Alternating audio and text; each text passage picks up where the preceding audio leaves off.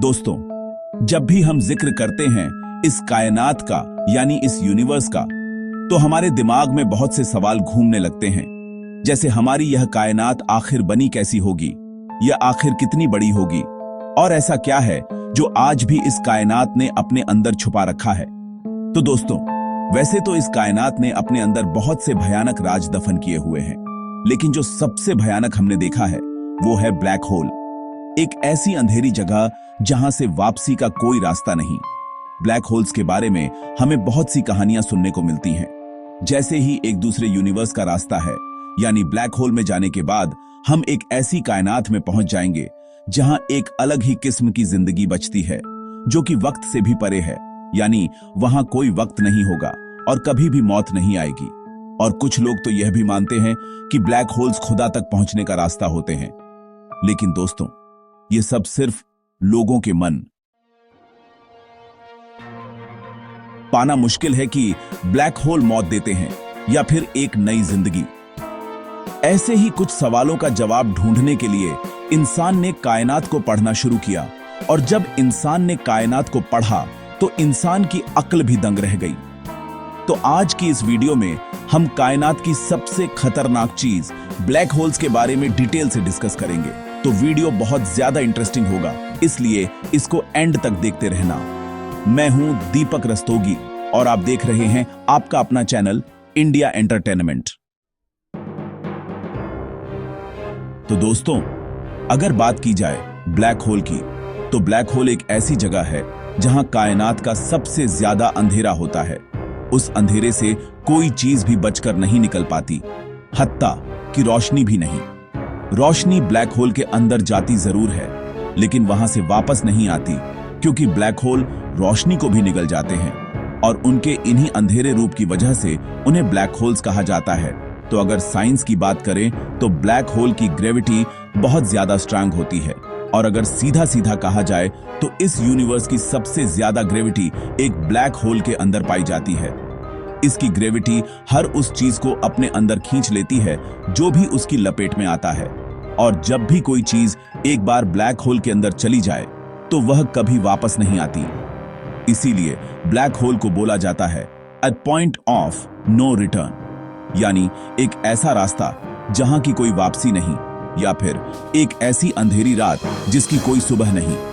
Black hole में जाने के बाद फिजिक्स का कोई लॉ काम नहीं करता, हत्ता कि न्यूटन के ग्रेविटी के लॉज भी ब्लैक होल के अंदर फेल हो जाते हैं। यानी ब्लैक होल हमारे यूनिवर्स का एक खौफनाक और तिलिस्मी चेहरा है, जिसे समझ पाना बिल्कुल भी आसान नहीं। तो यह तो हो गई ब्लैक होल की तारीफ कि ब्लैक होल होता क्या है। तो अब अगर हमें ब्लैक होल को और ज्यादा समझना है तो हमें कुछ सवालों का जवाब ढूंढना पड़ेगा। जैसे कि एक ब्लैक होल आखिर बनता कैसे है? क्या होगा कि अगर हमारी अर्थ एक ब्लैक होल में गिर जाए, और अगर हमारा सूरज ही एक ब्लैक होल बन जाए तो हमारे सोलर सिस्टम का क्या होगा? तो ऐसे ही कुछ सवालों का जवाब ढूंढकर हम समझ पाएंगे कि एक ब्लैक होल आखिर क्या बला है। तो बस अब टाइम जाया कि बगैर अपने सवालों का काउंटडाउन शुरू करते हैं। क्वेश्चन नंबर 10, एक ब्लैक होल आखिर बनता कैसे है? इस सवाल का जवाब ढूंढने के लिए हमें 100 साल पीछे जाना पड़ेगा, यानी 20वीं सदी में, क्योंकि 20वीं सदी के लोगों को लगता था कि ब्लैक होल जैसी कोई चीज नहीं होती। उनके लिए यह सब सिर्फ किस्सों कहानियों जैसा था। 1916 में एक साइंटिस्ट थे जिनका नाम था कार्ल श्वार्ज़चाइल्ड।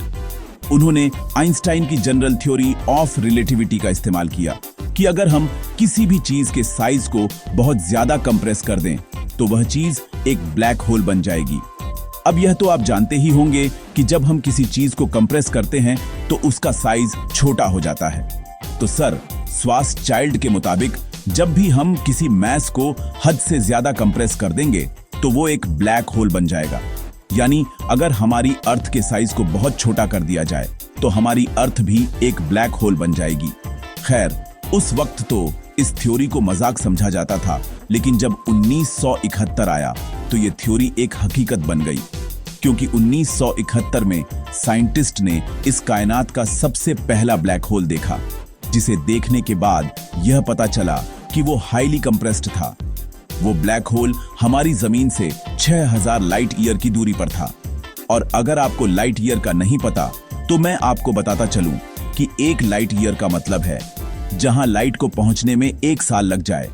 यानी अगर एक प्लेनेट पर सूरज की रोशनी को पहुंचने में 1 साल लगेगा तो इसका मतलब है वह प्लेनेट सूरज से 1 लाइट ईयर की दूरी पर है। तो जो ब्लैक होल सबसे पहले डिस्कवर हुआ था वो हमारी जमीन से 6000 लाइट ईयर की दूरी पर था। यानी अगर हमारी जमीन से उस ब्लैक होल पर लाइट भेजी जाए तो उस लाइट को वहां पहुंचने में 6000 साल लग जाएंगे। और हम अच्छी तरह जानते हैं कि लाइट इस कायनात की सबसे फास्ट चीज है। क्वेश्चन नंबर 9, ब्लैक होल्स कितने टाइप्स के होते हैं? तो दोस्तों 1971 से लेकर अब तक साइंटिस्ट बहुत से ब्लैक होल्स को देख चुके हैं, जिनमें उन्हें अब तक 4 किस्म के ब्लैक होल्स देखने को मिले हैं: miniature black holes, stellar black holes, intermediate black holes और सुपरमैसिव ब्लैक होल्स। अब अगर बात की जाए मिनिएचर ब्लैक होल्स की, तो यह ब्लैक होल बहुत ही छोटा होता है। एक एस्टीमेट के मुताबिक इस ब्लैक होल का साइज सिर्फ एक सिंगल एटम के जितना होता है, लेकिन फिर भी यह इतना पावरफुल होता है कि एक बड़े से पहाड़ को आराम से निगल सकता है। इन छोटे ब्लैक होल्स की उम्र इस कायनात की उम्र के लगभग आसपास होती है। तो साइंटिस्ट का यह मानना है कि ये छोटे ब्लैक होल्स शायद बिग बैंग के फौरन बाद बन चुके थे, जब स्पेस ने अपने कुछ टुकड़ों को इधर उधर बिखेर दिया होगा। मिनिएचर ब्लैक होल्स के बाद आते हैं स्टेलर ब्लैक होल्स, जिनका साइज हमारे सूरज से 10 से 15 गुना या फिर 20 गुना तक भी बड़ा हो सकता है। ये ब्लैक होल्स सुपरनोवा के बाद बनते हैं, और सुपरनोवा तब होता है जब एक बहुत ही बड़ा स्टार मरता है। यह स्टार हमारे सूरज से कम 25 गुना ज्यादा बड़ा हो सकता है, और जब यह मरता है तो यह फट जाता है। इसके फटने से इतनी ज्यादा रोशनी फैलती है जो कि सूरज की रोशनी से भी अरबों खरबों गुना ज्यादा होती है, और इसके अंदर से इतनी हाई एनर्जी रिलीज होती है कि उसकी रोशनी एक गैलेक्सी में कई हफ्तों तक रहती है। स्टार के मरने के इस अमल को सुपरनोवा कहा जाता है, और सुपरनोवा के बाद बनता है एक स्टेलर ब्लैक होल। अब नंबर 3 पर आता है इंटरमीडिएट ब्लैक होल। ये ब्लैक होल्स तब बनते हैं जब बहुत सारे स्टेलर ब्लैक होल्स एक दूसरे में मर्ज होकर एक बड़ा ब्लैक होल बना देते हैं। और अब जो सबसे खतरनाक और सबसे बड़ा ब्लैक होल है वह है एक सुपर मैसिव ब्लैक होल। यह ब्लैक होल इतना ज्यादा बड़ा होता है कि इसका साइज हमारे सूरज से अरबों खरबों गुना ज्यादा होता है। यह ब्लैक होल हर गैलेक्सी के बिल्कुल सेंटर में मौजूद होता है, और यह इतना बड़ा होता है कि इंसान इसका अंदाजा भी नहीं लगा सकता। और ऐसा ही एक ब्लैक होल हमारी मिल्की वे गैलेक्सी के बिल्कुल सेंटर में मौजूद है, जिसका नाम है Sagittarius A star. Sagittarius A star का साइज हमारे सूरज से 4 मिलियन यानी 40 लाख गुना से भी ज्यादा बड़ा है। और ये सुपर मैसिव ब्लैक होल्स तब बने थे जब गैलेक्सी बनी थी। क्वेश्चन नंबर 8 क्या होगा कि अगर आप एक ब्लैक होल में गिर जाओगे? तो इसका जवाब है कि ब्लैक होल के अंदर कायनात की सबसे ज्यादा ग्रेविटी पाई जाती है। ये हर चीज को अपने अंदर इतनी ज्यादा ग्रेविटेशनल फोर्स से खींचता है कि या तो वह चीज फट जाती है या फिर वह बहुत ज्यादा स्ट्रेच हो जाती है। यानी अगर आप ब्लैक होल के अंदर जाओगे तो आप लंबे होकर एक नूडल बन जाओगे, और जब आप ब्लैक होल से थोड़ा सा दूर होंगे तब आपको टाइम डायलेशन इफेक्ट का एहसास होगा। मिसाल के तौर पर आप एक ब्लैक होल के पास पहुंचकर अपने एक दोस्त को वीडियो कॉल करते हो जो कि उस वक्त अर्थ पर है, तो आपको आपका दोस्त बहुत ज्यादा तेजी से मूव करता हुआ दिखाई देगा, लेकिन वहीं पे आप उसको बहुत ही स्लो मूव करते हुए दिखाई दोगे, जो कि सुनने में बहुत ही डरा देने वाली बात है। वैसे तो ऐसा आज तक किसी के साथ भी नहीं हुआ, क्योंकि ब्लैक होल्स इतने ज्यादा दूर होते हैं कि इंसान तो दूर की बात, वहां तक रोशनी को भी पहुंचने में हजारों साल लग जाएंगे। लेकिन दोस्तों, बहुत से साइंटिस्ट ने ब्लैक होल्स को बड़े बड़े सितारों को फाड़ते हुए देखा है। यह उन स्टार्स को निगल जाते हैं और उनकी रोशनी को भी खत्म कर देते हैं। क्वेश्चन नंबर 7, अगर ब्लैक होल्स काले होते हैं और इनमें बहुत ज्यादा अंधेरा होता है तो फिर यह नजर कैसे आते हैं? तो यार इसका जवाब है कि ब्लैक होल इनविजिबल होते हैं। ये बिल्कुल भी नजर नहीं आते। इनको देखने का सिर्फ एक ही तरीका है और वो है इनके इर्द गिर्द मौजूद एक्रीशन डिस्क, जो कि तब बनती है जब ब्लैक होल्स बहुत सारे स्टार्स को निगल लेते हैं। तो फिर उन स्टार्स की बची कुची धूल और गैसेस ब्लैक होल के इर्द गिर्द मंडराने लगती हैं। दोस्तों, ब्लैक होल के इर्द गिर्द तो होती है कृष्ण डिस्क, लेकिन जो ब्लैक होल के अंदर वाला पार्ट है जो कि बिल्कुल अंधेरा है, उसको बोला जाता है इवेंट होराइजन, जिसके आर पार नहीं देखा जा सकता और वहां जाने वाली कोई भी चीज वापस नहीं आती। यह ऐसे है जैसे कि एक अंधा कुआं।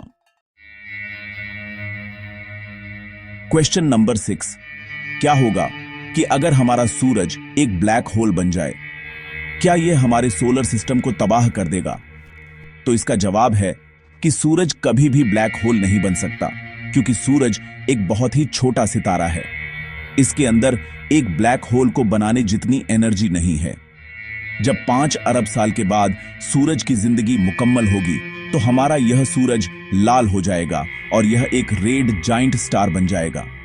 और फिर आखिर में हमारा सूरज एक वाइट स्टार बन जाएगा और बिल्कुल ठंडा हो जाएगा। लेकिन फिर भी हम मान लेते हैं कि हमारा सूरज एक ब्लैक होल बन चुका है। तो दोस्तों, इससे हमारे सोलर सिस्टम पर कोई असर नहीं पड़ेगा। सभी प्लेनेट उस ब्लैक होल के इर्द गिर्द घूमने लगेंगे जैसे वह सूरज के गिर्द घूमते हैं। लेकिन फिर प्रॉब्लम यह होगी कि हमें सूरज की रोशनी नहीं मिलेगी, जिससे हमारी अर्थ पर जिंदगी खत्म हो जाएगी। क्वेश्चन नंबर 5, अगर ब्लैक होल्स इतने ज्यादा खतरनाक होते हैं कि वो अपने आसपास की किसी भी चीज को नहीं छोड़ते, तो क्या कभी ऐसा हो सकता है कि ब्लैक होल्स हमारी गैलेक्सी को ही खा जाएं? तो इस सवाल का जवाब है नहीं। माना कि ब्लैक होल बहुत ही पावरफुल होता है, लेकिन यह इतना पावरफुल नहीं होता कि यह पूरी गैलेक्सी ही खा जाए। एक गैलेक्सी बहुत ज्यादा बड़ी होती है और ब्लैक होल गैलेक्सी के सामने नजर भी ना आए। क्वेश्चन नंबर 4, अगर हमारी अर्थ एक बड़े से ब्लैक होल के अंदर गिर जाती है तो हमारी अर्थ का क्या होगा? तो इसका जवाब है कि हमारी अर्थ ब्लैक होल के अंदर बहुत ही आराम से जाएगी। शुरू में तो हमें कुछ महसूस ही नहीं होगा, लेकिन हम जैसे ही ब्लैक होल के अंदर जाते जाएंगे तो हमारी अर्थ के छोटे छोटे टुकड़े हो जाएंगे, क्योंकि हमारी अर्थ की ग्रेविटी भी एक ब्लैक होल की ग्रेविटी का मुकाबला नहीं कर सकती। और ब्लैक होल में जाने के बाद अंजाम सिर्फ और सिर्फ मौत होगा। और जो लोग यह बोलते हैं कि ब्लैक होल खुदा के पास पहुंचने का रास्ता होते हैं, तो मुझे लगता है वह लोग सच बोलते हैं, क्योंकि मरने के बाद हम सब खुदा के पास ही पहुंच जाएंगे। क्वेश्चन नंबर 3, क्या ब्लैक होल से बचने का या फिर इससे बाहर निकलने का कोई रास्ता भी है? तो इसका जवाब है बिल्कुल नहीं, क्योंकि ब्लैक होल की ग्रेविटी से लाइट भी बाहर बचकर नहीं निकल सकती। तो इस हिसाब से अगर हमें ब्लैक होल से बचकर बाहर निकलना होगा तो हमें लाइट से भी हजारों गुना ज्यादा फास्ट होना पड़ेगा, और ऐसा कभी नहीं हो सकता। क्वेश्चन नंबर 2, अगर ब्लैक होल्स इतने ज्यादा दूर होते हैं कि उन तक पहुंचने में लाइट को भी हजारों साल लग जाते हैं, तो फिर साइंटिस्ट इतनी दूर से ब्लैक होल को कैसे देखते होंगे? तो दोस्तों, इसका जवाब है कि नासा के पास इतनी ज्यादा पावरफुल सैटेलाइट्स और टेलीस्कोप्स मौजूद हैं, जो कि स्पेस में मौजूद बहुत सी चीजों को दूर से ही देख लेती हैं। और अगर बात की जाए नासा की सबसे पावरफुल सैटेलाइट की, तो दोस्तों, नासा की सबसे powerful satellite the James Webb telescope है, जिसको शॉर्ट फॉर्म में JWST भी कहा जाता है। यह टेलीस्कोप सूरज के इर्द गिर्द घूम रही है, यानी यह हमारी जमीन से पूरे 1 मिलियन माइल्स की दूरी पर है, जो कि 16 लाख किलोमीटर से भी ज्यादा दूर है। इस टेलीस्कोप की पावर का अंदाजा आप इस बात से भी लगा सकते हो कि यह हमारी गैलेक्सी से बाहर की गैलेक्सी और स्टार्स को भी देख लेती है। क्वेश्चन नंबर 1, अगर ब्लैक होल कायनात की अब तक की देखी जाने वाली सबसे खतरनाक चीज है, तो क्या ऐसा हो सकता है कि कोई चीज ब्लैक होल से भी ज्यादा खतरनाक हो और इंसान की नजरों से अब तक छुपी हुई हो? तो दोस्तों, इसका जवाब है व्हाइट होल, जो कि ब्लैक होल से भी ज्यादा खतरनाक हो सकता है। व्हाइट होल्स को अब तक देखा तो नहीं गया, लेकिन इनके होने का अंदाजा लगाया गया है। जैसे ब्लैक होल्स को ढूंढने से पहले ब्लैक होल्स के होने का अंदाजा लगाया जा चुका था। अब व्हाइट होल्स कैसे हो सकते हैं और ये कितने खतरनाक हो सकते हैं, इस पर मैं रिसर्च करके किसी नेक्स्ट वीडियो में एक्सप्लेन करूंगा। और ना जाने ऐसे कितने ही खतरे हमारे स्पेस में घूम रहे होंगे, जिन तक पहुंचना तो दूर, उनके बारे में सोचना भी हमारे लिए नामुमकिन सी बात है। तो दोस्तों, अब मैं उम्मीद करता हूं आपको आज का ये वीडियो पसंद आया होगा। इन वीडियोस को बनाने में बहुत ज्यादा रिसर्च लगती है और एडिटिंग में बहुत सारा टाइम लगता है, तो इसलिए इस वीडियो को एक लाइक करके जाना। और अगर आप ऐसी और ज्यादा वीडियोस देखना चाहते हो तो मेरे इस चैनल इंडिया एंटरटेनमेंट को सब्सक्राइब कर लो, ताकि मेरा और आपका कनेक्शन जुड़ा रहे। तो फिर मिलते हैं किसी नेक्स्ट वीडियो में, तब तक के लिए राम राम।